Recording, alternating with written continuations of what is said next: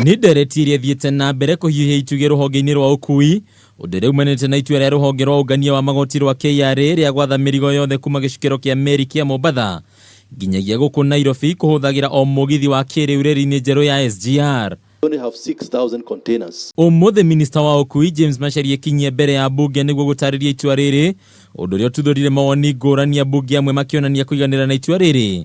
Gĩtũmi kĩnene nĩ thogora wa thĩ wa Ukuui kũhũthĩra mũgithi ũyũ, ũndũ ũmwe na ũngania wa kĩgĩna kĩiganu kuma kũrĩ Ukuui wa reri.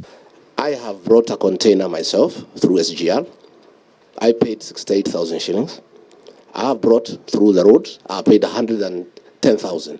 And that is a fact.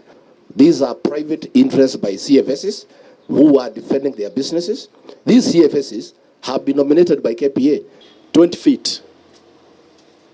The cost by using SGR is $670. If you have to use the trucks, it's $850.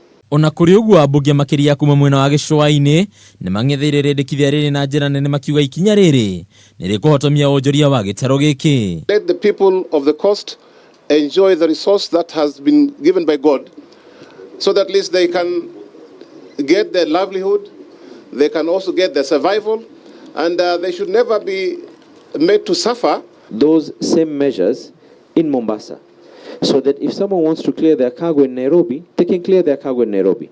If someone wants to clear their cargo in Mombasa, let them clear their cargo in Mombasa. If someone wants to clear their cargo even in Kisumu, let them clear their cargo in Kisumu. Gĩikaro gĩkĩ rĩu nĩ kĩheanĩte mwerekero wa mũcemanio wa anyitĩte yothe rũhonge-inĩ rũrũ, ũndũ ũrĩa ũgũteithĩrĩria ũiguano gũkinyanĩrio. Handũ-inĩ ha metha ya wonjoria ya Kameme TV, rĩtwa rĩakwa nĩ Mbataru wa Mwangi.